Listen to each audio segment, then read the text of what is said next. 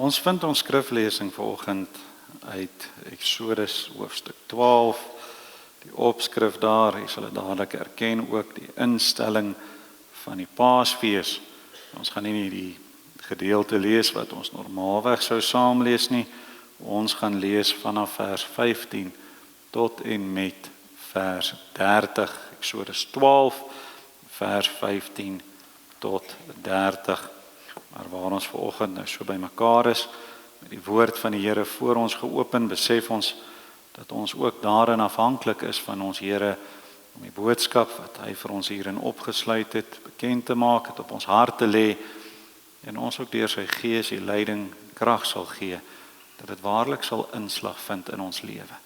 En daarom nou gaan ek vra, broers, kom ons staan en as gemeente, kom ons word stil voor ons Here en dan bid ons eers saam.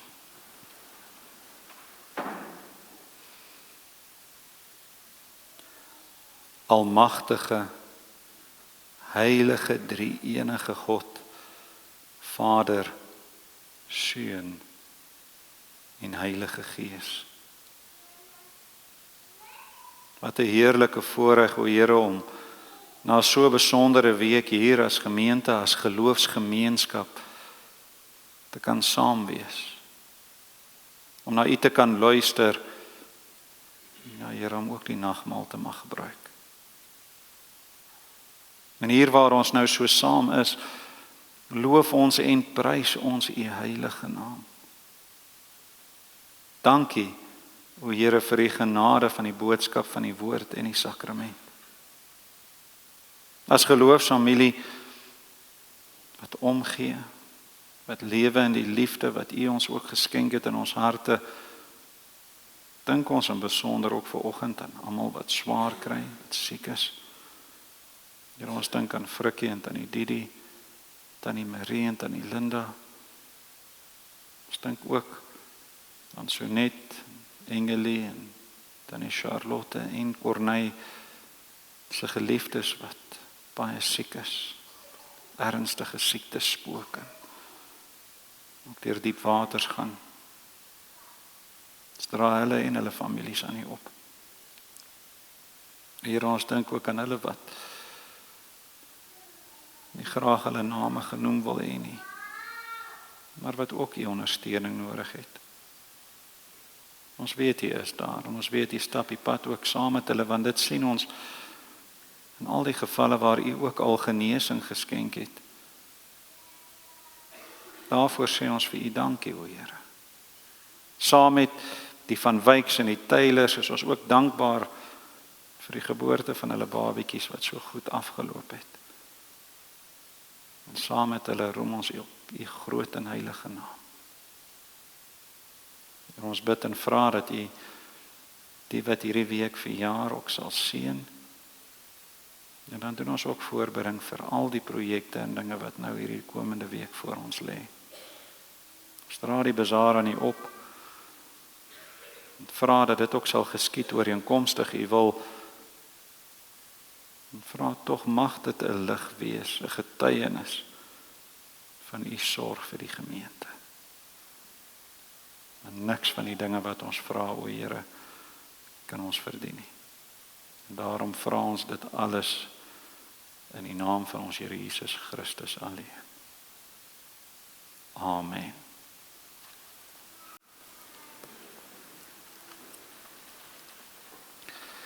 Eksodus 12 vanaf vers 15. 7 dae lank moet julle ongesuurde brode eet. Alreeds op die eerste dag moet julle die suurdeeg uit julle huise verwyder. Want elkeen wat gesuurde brood eet, van die eerste dag af tot die 7de, die siel moet uit Israel uitgeroei word. En op die eerste dag moet daar 'n heilige samekoms wees. Ook op die 7de dag moet daar vir julle 'n heilige samekoms wees. Daar mag geen werk op die dag gedoen word nie, net wat deur elkeen geëet moet word, dit alleen mag deur julle berei word. Onderhou dan die ongesuurde brode, want op daardie selfde dag het ek julle leers uit Egipte land uitgelei. Daarom moet julle hierdie dag in julle geslagte as 'n ewige insetting hou. in die eerste maand, die 14de dag van die maand, in die aand, moet julle ongesuurde brode eet, tot op die 21ste dag van die maand in die aand. 7 dae lank mag daar geen suurdeeg in julle huise gevind word nie. Elkeen wat iets eet met suurdeeg in, die siel moet uit die vergadering van Israel uitgeroei word, of hy al 'n vreemdeling is of 'n kind van die land. Julle mag niks eet met suurdeeg in nie. Al julle woonplekke moet julle ongesuurde brode eet. Moses het toe al die oudstes van Israel laat roep en aan hulle gesê, gaan haal vir julle klein vee vir julle families en slag die Pasga. En neem 'n bossie hyssop, steek dit in die bloed wat in die skottel is, stryk aan die bo-drempel en aan die 2 deurposte van die bloed wat in die skottel is. Maar niemand van julle mag uit die deur van sy huis uitgaan tot die môre toe nie. Want die Here sal deurtrek om die Egiptenaars swaar te straf. Maar wanneer hy die bloed sien aan die bo-drempel en aan die 2 deurposte, sal die Here by die deur verbygaan en die verderwer nie toelaat om in julle huise in te gaan om te slaan nie. Onderhou dan hierdie saak as 'n insetting vir jou en jou kinders tot in ewigheid. En as julle in die land kom wat die Here aan julle sal gee, soos hy beloof het, moet julle hierdie diens onderhou.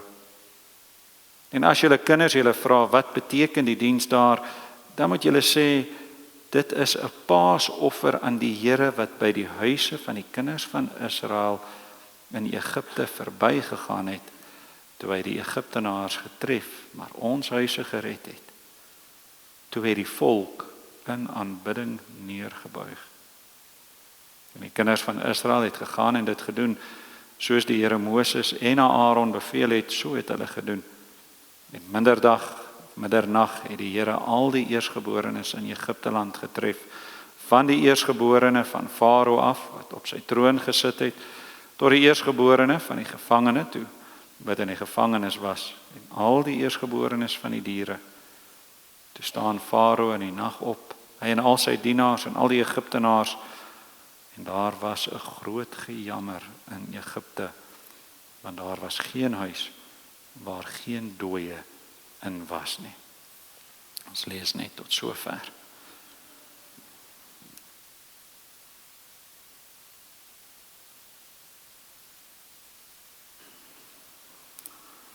Einde vers 27, tema waaroor ons gaan gesels vanuit hierdie versies.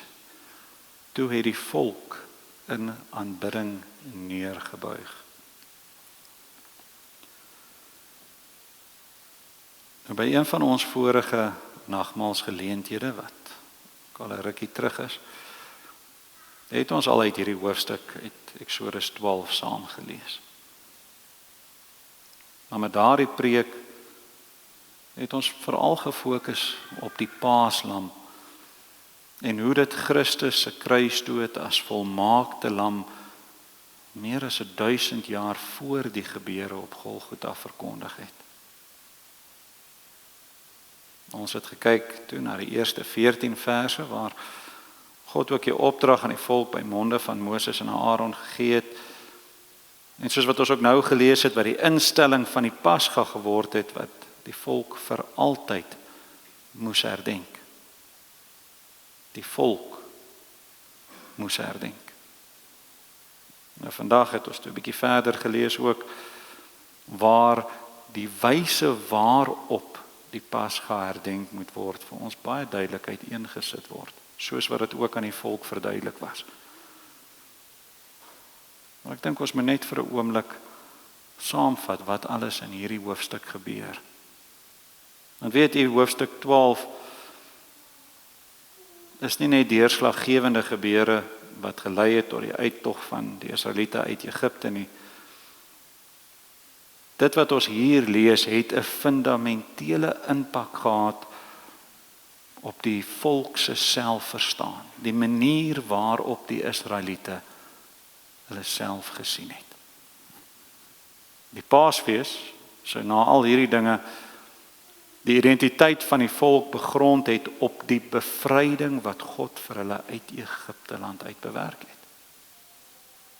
En elke jaar wanneer 'n familie die Paasfees saam met die res van die geloofsgemeenskap in hulle eerste kalendermaand gevier het hulle hierdie bevryding weer in herinnering geroep. Het hulle dit lewend gehou. Daardeur het hulle God aanbid, wat hulle uit daardie elende uit bevry het.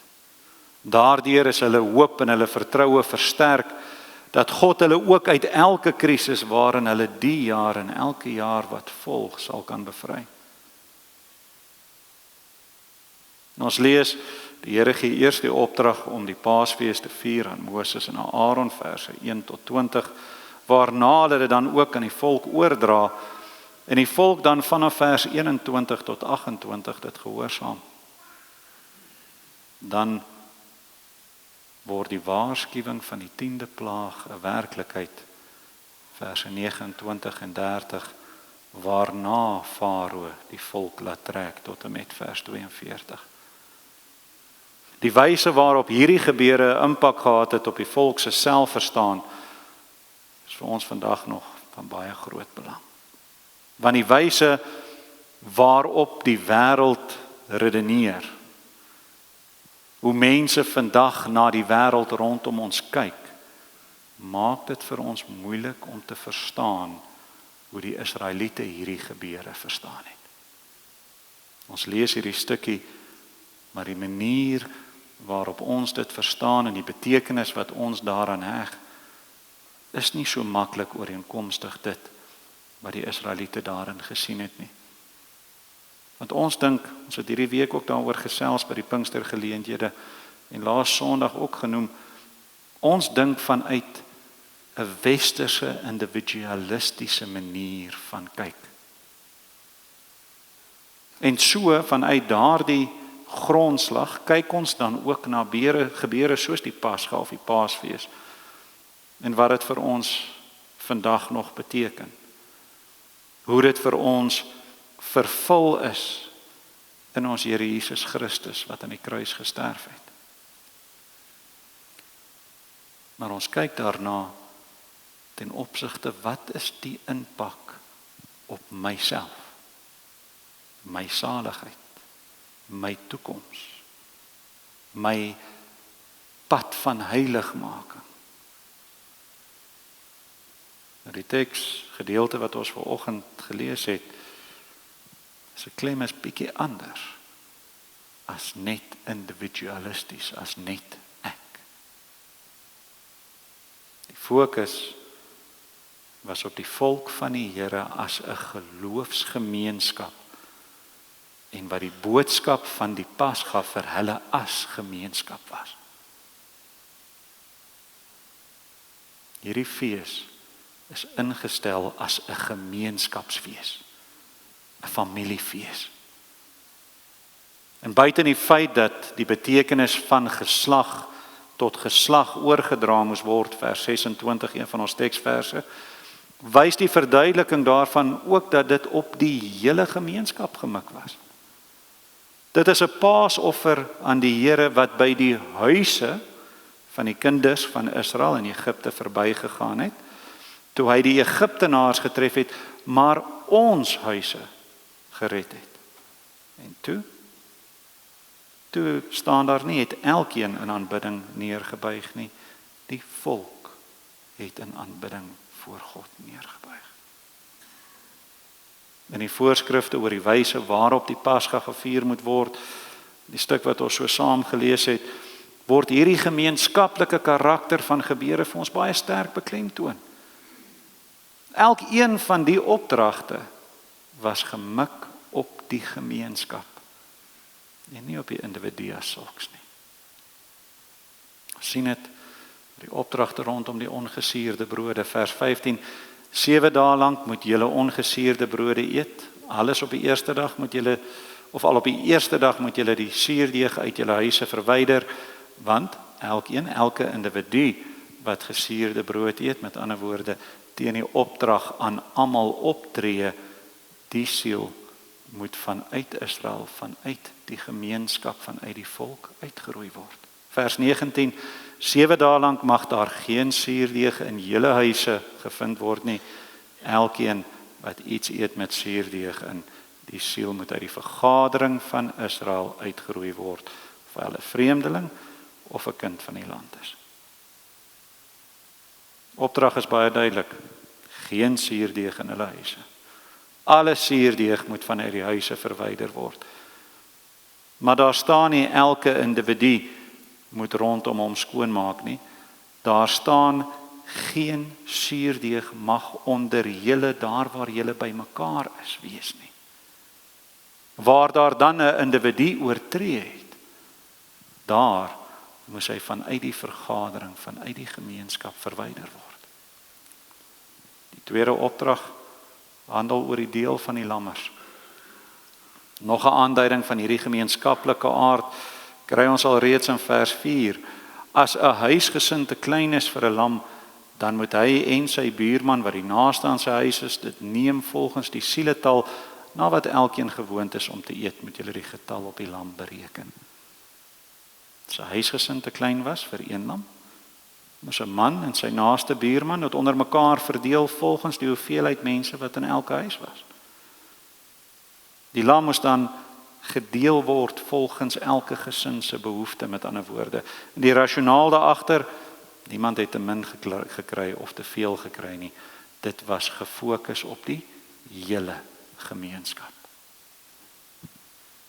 En dan sien ons ook hierdie gemeenskaplike karakter in die wyse waarop die opdrag oorgedra is. Vers 3, spreek tot die hele vergadering van Israel. Die boodskap en opdrag te lees ons in vers 3 was vir die hele gemeente van Israel. Nie net vir sekeres nie. Dit was vir almal. Niemand was uitgesluit nie. Almal het dieselfde opdrag ontvang en moes dieselfde opdrag uitvoer. Almal moes hierin deel. Daar was geen vooraanstaande individu wat anders behandel was, oor welke rede ook al nie. So kom ons gebruik daardie beeld en ons kyk nou na die nagmaal ook as 'n gemeenskapsfees. Ons weet Christus dat die Pasga vervul in homself en dat hy dit vervang het met die instelling van die nagmaal. Maar dit beteken nie vir 'n oomblik dat hy die karakter van die Pasga onklaar gemaak het nie. Hy het juis die nagmaal ingestel as 'n teken van die vervulling daarvan.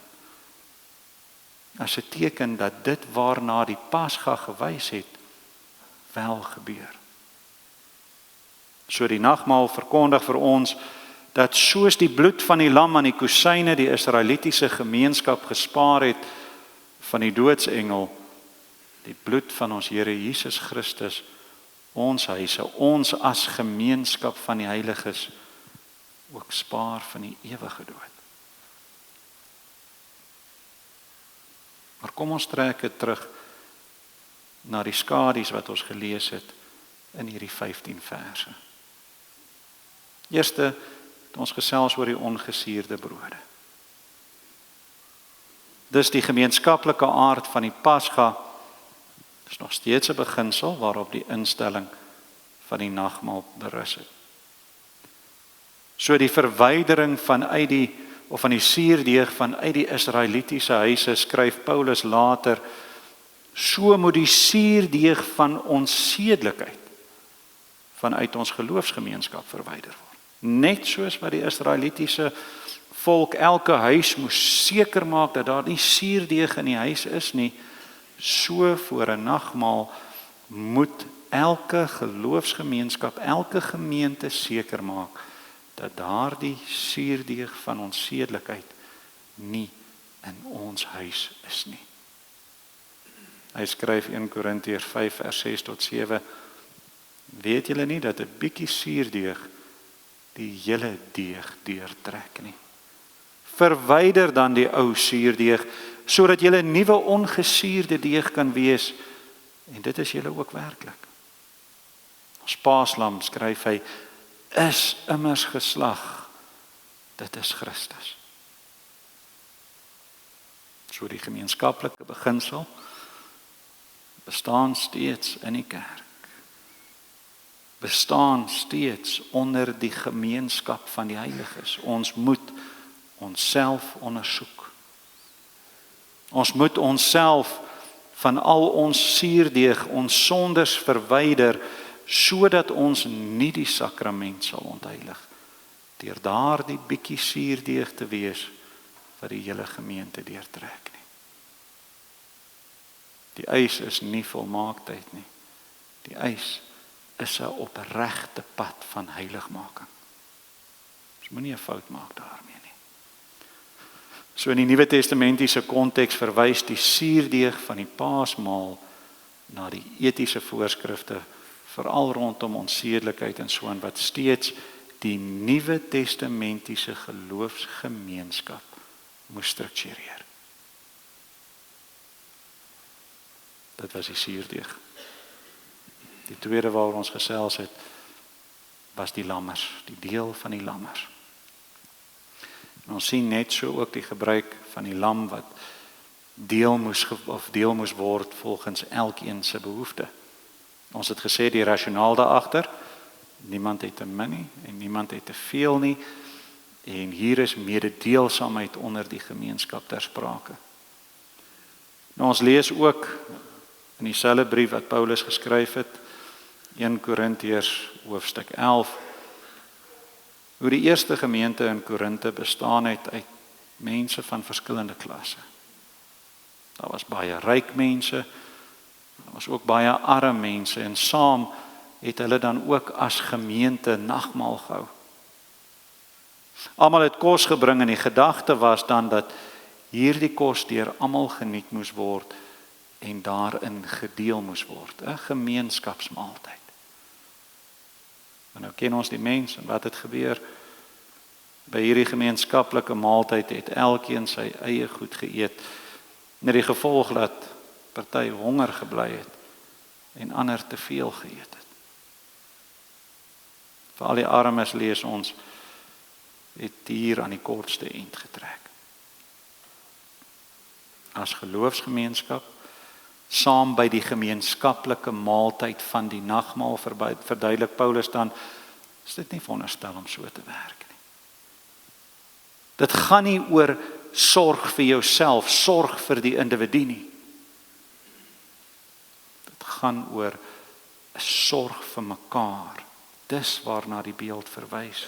'n Sorg vir mekaar, soos wat Christus vir die hele gemeenskap van die heiliges gesorg het. Die derde punt is die ontvangers van hierdie opdrag.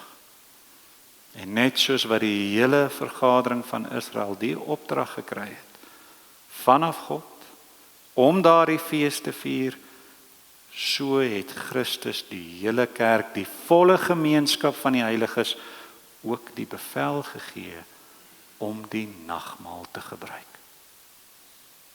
En net soos wat die volk moes onthou van hulle bevryding vanuit hulle slawerny, dink ons ook terug as ons die nagmaal gebruik in die bevryding wat Christus ons geskenk het. Die wêreld probeer ons leer vandag dat ons alleen is. Net 'n nommer is, soos ons ook by geleentheid al vir mekaar gesê het. Die wêreld probeer ons oortuig dat jy op jou eie is. Elkeen moet sy potjie krap, elkeen moet maar self sien kom klaar. Jou werklikheid is jou werklikheid. Jou waarheid is jou waarheid en eintlik het dit niks met my te doen solank dit my net nie sleg beïnvloed nie. Maar dit is nie wat die Here Jesus Christus vir ons met die nagmaal leer nie. Dis nie wat die nagmaal beteken as vervulling van die Pasga nie. Luister weer mooi na een van die belangrike eienskappe, kenmerke van die nagmaal, wat ons elke keer hoor as ons na die instelling van die nagmaal luister. Die nagmaal is 'n gemeenskapsmaaltyd. In die nagmaal vier ons die gemeenskap met die Here Jesus en met mekaar. Die nagmaal verbind ons met sy dood en help ons om in gemeenskap met hom te lewe. Deur die Heilige Gees is Christus in die nagmaal by ons teenwoordig. Verder word ons deur die Gees ook met mekaar as lede van een liggaam in broederlike liefde verbind. Omdat dit een brood is ons almal een liggaam, want ons het almal deel aan die een brood.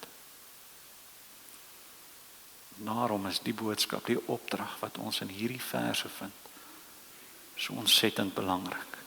En is dit steeds van toepassing op ons wêreld vandag, binne hierdie omstandighede waarin ons leef. Want is deel van die instelling van die nagmaal as vervulling van die Pasga in Christus Jesus. Verse 26 en 27, as julle kinders julle vra wat beteken die diens daar, dan moet julle sê, dit is 'n paasoffer aan die Here wat by die huise van die kinders van Israel in Egipte verbygegaan het, toe hy die Egiptenaars getref, maar ons huise gered het, toe die volk in aanbidding neergebuig.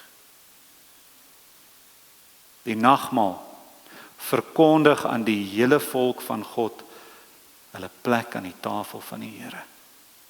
Net soos wat ons eendag sal sit aan die tafel van die bruidegom wanneer hy sy bruidsker kom haal. Die gemeenskap van die heiliges. Ons kom haal. Soos ons hierdie skewe beeld van individualisme wat die wêreld voorhou wil breek, dan begin ons by hierdie beeld. En ons leer dit vir ons kinders. Deur aan hulle te leer wat die nagmaal beteken, sal hulle ook leer, die lewe gaan nie oor die eie ek nie. En meer as dit ook, jy staan nooit alleen nie. Die band wat die gemeenskap van die heiliges aan mekaar verbind, as liggaam van Christus, is die bloed van ons Here Jesus Christus. En dit is juis waarvan hierdie geleentheid, hierdie sakrament ook getuig. Dis gemik op die huise van gelowiges, soos ons lees, reeds so vroeg as Eksodus, is nie gemik net op die individu nie. Ons gebruik hierdie geleenthede en verduidelik die diens aan ons kinders, sodat hulle dit ook eendag aan hulle kinders kan verduidelik, al sou hulle nie nou al daarvan mag gebruik nie. Hulle is steeds deel van die gemeenskap van die heiliges. Hulle is steeds deel van die betekenis van die sakrament van die nagmaal. Ons verduidelik aan hulle die tekens van wyn en brood as liggaam en bloed van Christus. Ons verduidelik aan hulle dat hy ook vir hulle gesterf het. Ons verduidelik aan hulle dat ook hulle eendag sal aansit aan die tafel van die Here, net soos wat hulle eendag sal deel in die sakrament. Ons verduidelik aan hulle dat hulle deel maak van hierdie wonderlike familie van die Here, die gemeenskap van die heiliges. Ons verduidelik aan hulle dat dit Christus se bloed is aan die kusyne van ons huise, die huise van ons kinders, dat ons die doodsengel van die ewige gespaar het vir elkeen wat glo. Bietjie verder in Eksodus 12 lees ons vers 42. Dit is 'n nag om plegtig onderhou te word tot eer van die Here, omdat hy hulle uit Egipteland uitgelei het.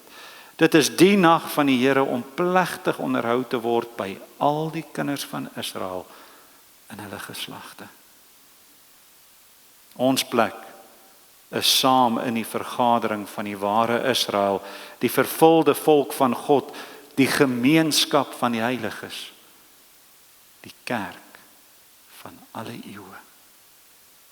Want dit is 'n sakrament om plegtig onderhou te word tot eer van die Here. Omdat hy ons uit die slawerny van sonde uitgelei het, die beloofde land in. Dit is die teken van die Here om plegtig onderhou te word by al die kinders van God, die kerk van Christus, in hulle geslagte. Amen. Kom ons bid saam.